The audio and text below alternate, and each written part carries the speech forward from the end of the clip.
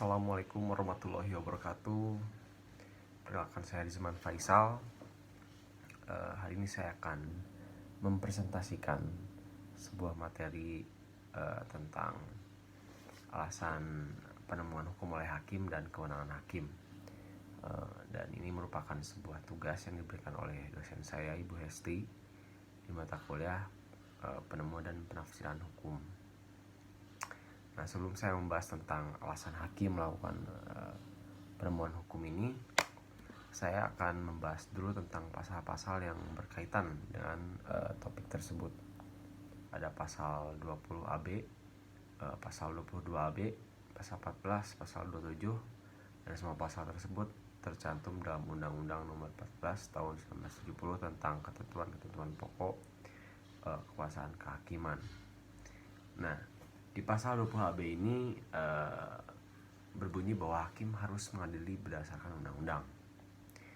Nah, lalu di pasal 22 AB plus pasal 14 ini berbunyi bahwa hakim diwajibkan untuk tidak menolak mengadili perkara yang diajukan kepadanya dengan alasan tidak lengkap ataupun peraturannya tidak jelas gitu, undang-undangnya tidak jelas gitu, melainkan wajib mengadilinya. Nah, di dua pasal ini tuh kita bisa mengerti gitu bahwa hakim itu harus mengadili suatu perkara dengan dasar undang-undang gitu. Dan hakim itu dilarang menolak suatu perkara yang diajukan dengan alasan bahwa undang-undangnya tidak ada gitu. Nah, hakim dilarang untuk menolak hal yang seperti itu. Maka dari itu keluarlah pasal 27 di Undang-Undang Nomor 14 Tahun 1970 yang berbunyi bahwa hakim itu sebagai penegak hukum dan keadilan itu wajib menggali, mengikuti, dan memahami nilai-nilai hukum yang hidup dalam masyarakat. Nah, di dalam pasal tersebut saya bisa memahami bahwa hakim itu harus memiliki kemampuan untuk menemukan hukum gitu.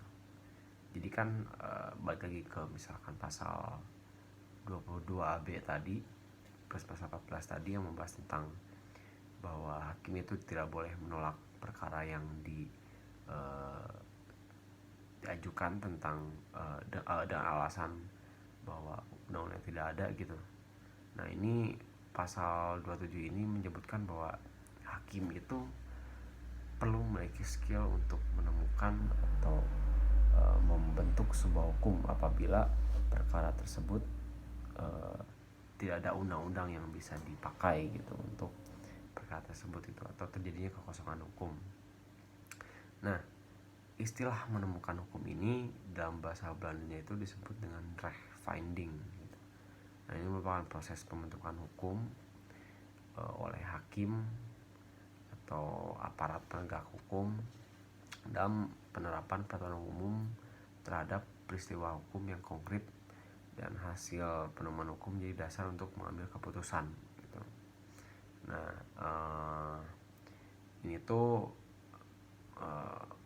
Van Apeldo menyatakan juga gitu, bahwa seorang hakim dalam tugasnya melakukan pembentukan hukum harus memperhatikan dan teguh-teguh mendasari pada asas menyesuaikan undang-undang dan fakta konkret, dapat juga menambah undang-undang apabila perlu gitu.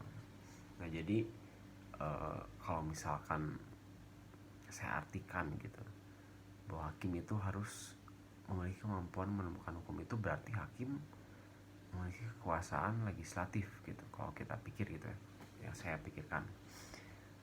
Tetapi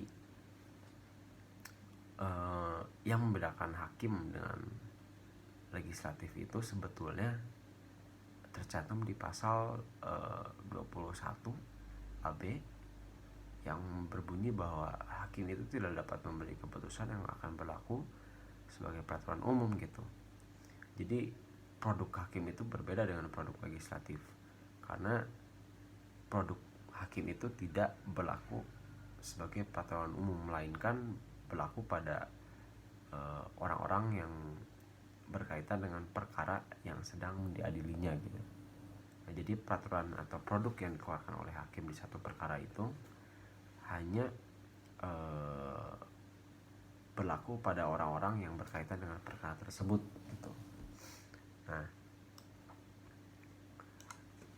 lalu hukum yang dihasilkan hakim ini itu tidak diundangkan juga gitu, tidak ada dalam lembaran negara, tidak melewati prolegnas dan lain-lain gitu.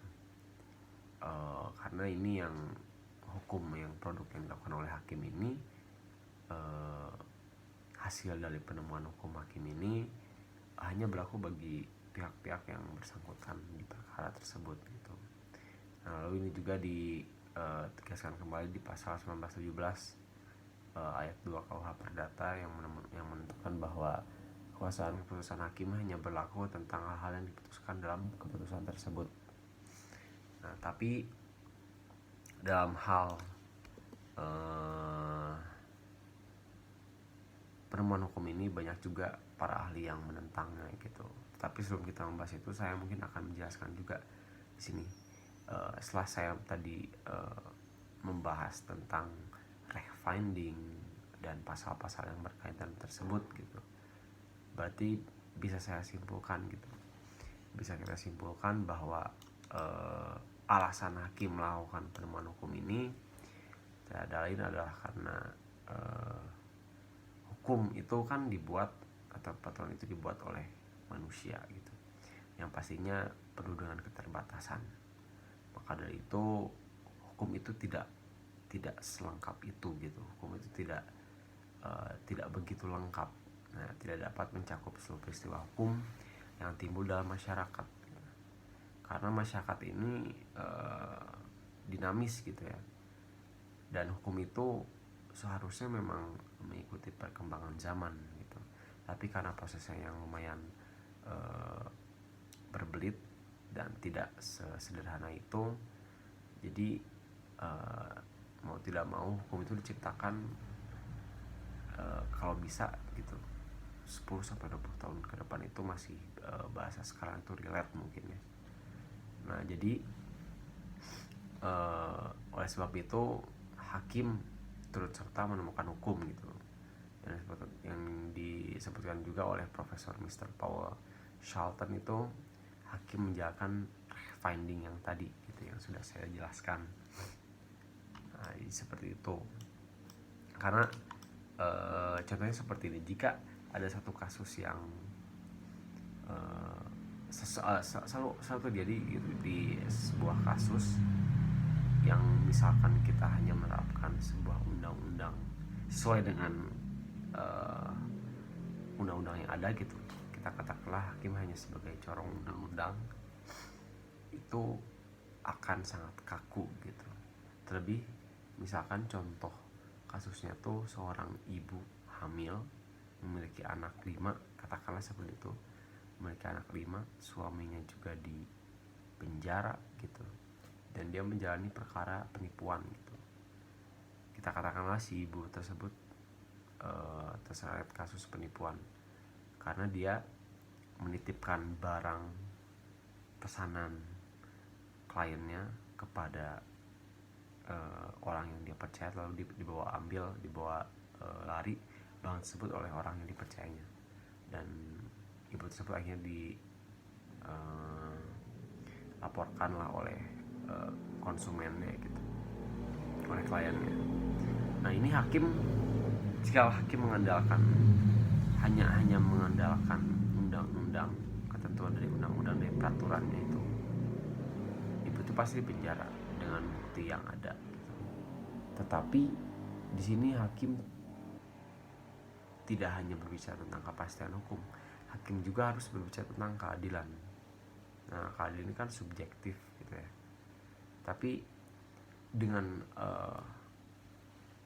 menggali keadilan ini, hakim patutnya harus mengikut sertakan hati nuraninya. Nah, di sini penemuan hukum dilakukan gitu, pembentukan hukum itu dilakukan untuk mendapatkan yang pertama kepastian hukum, lalu keadilan.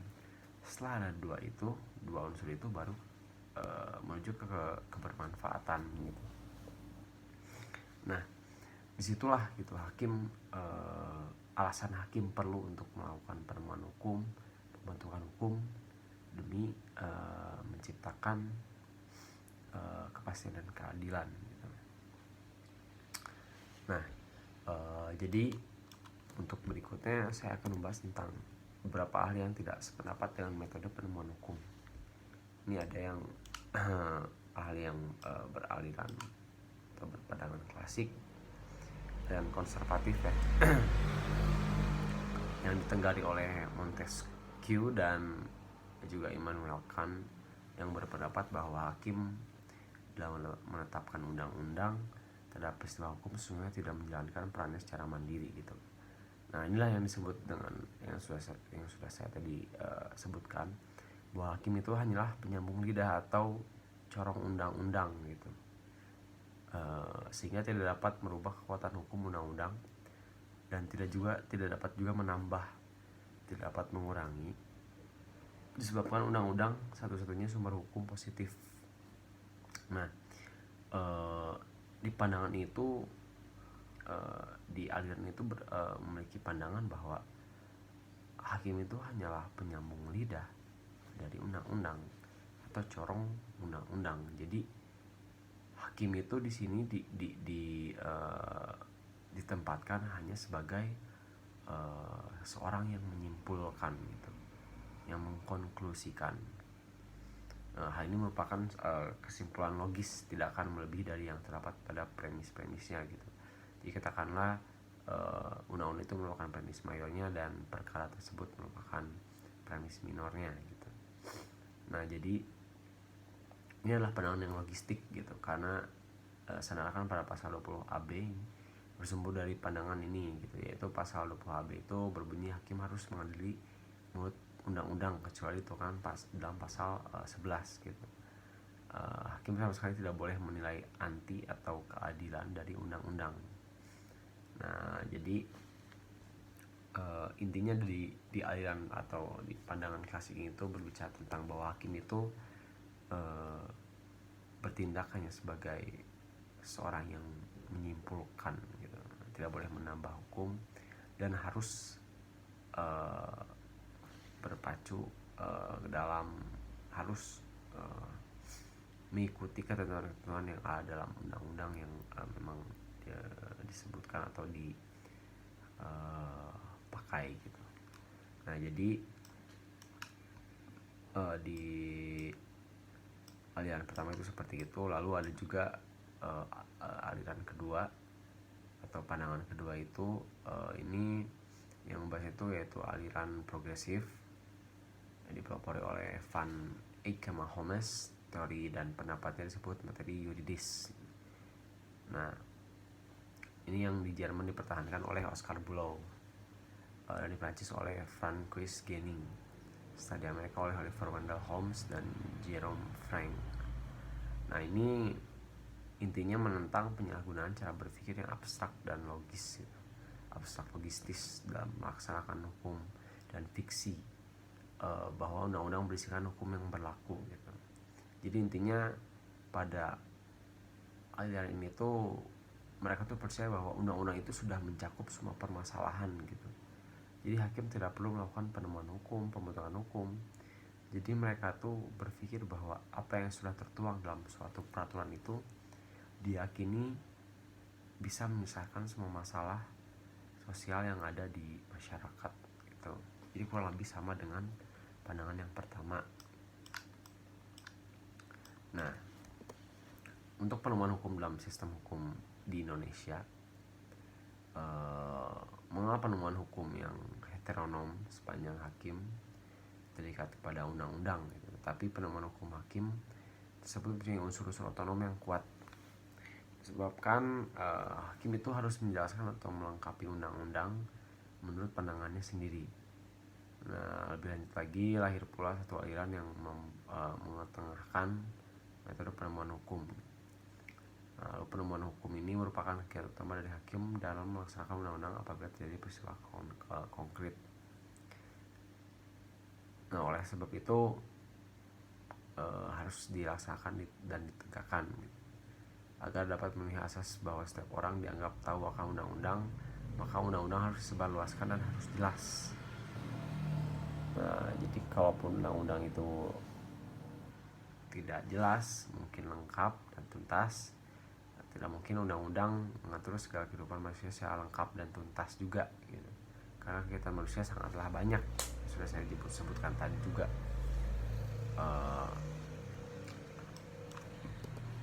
Lalu sekarang kita akan membahas tentang kewenangan hakim. Nah, untuk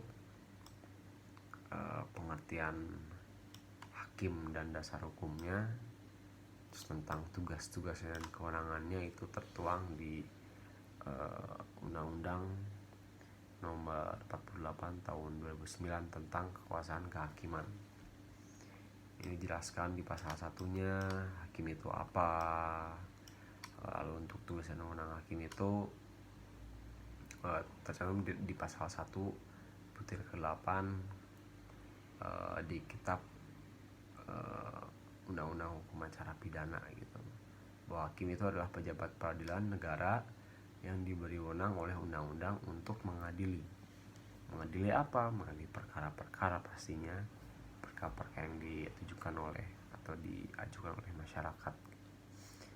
Nah, tugas dan wewenang hakim ini adalah untuk menerima, memeriksa, dan memutus perkara pidana berdasarkan asas bebas, jujur, dan tidak memihak di sidang pengadilan dalam hal dan menurut cara yang diatur dalam undang-undang ini gitu. Jadi dalam menjalankan tugas dan wewenang hakim dalam memeriksa, mengadili, dan memutusi suatu perkara, susunan majelis hakim sekurang-kurangnya terdiri dari 3 orang hakim, yaitu ada hakim ketua dan 2 anggota hakim lainnya gitu. Lalu dibantu juga oleh seorang panitera atau seorang yang ditugaskan melakukan pekerjaan panitera gitu. Nah, jadi ini sebetulnya untuk membahas tentang kewenangan ini masih nyambung juga gitu ke pasal-pasal tentang penemuan hukum tadi di pasal 20AB, 22AB, pasal 14, pasal 27 di Undang-Undang Nomor 14 tahun 1970 gitu. Jadi intinya tuh hakim harus memeriksa, mengadili, dan memutus suatu perkara. Dan misalkan kita membahas tentang pasal yang ada di Undang-Undang 14 tahun 1970 tadi, hakim itu tidak boleh menolak satu perkara pun yang diajukan gitu dengan alasan tidak ada undang-undangnya, karena sudah ada metode penemuan hukum sekarang. Nah, jadi sekian yang bisa saya sampaikan. Maaf bila ada salah kata yang saya ucapkan. Saya undur diri. Terima kasih. Wassalamualaikum warahmatullahi wabarakatuh.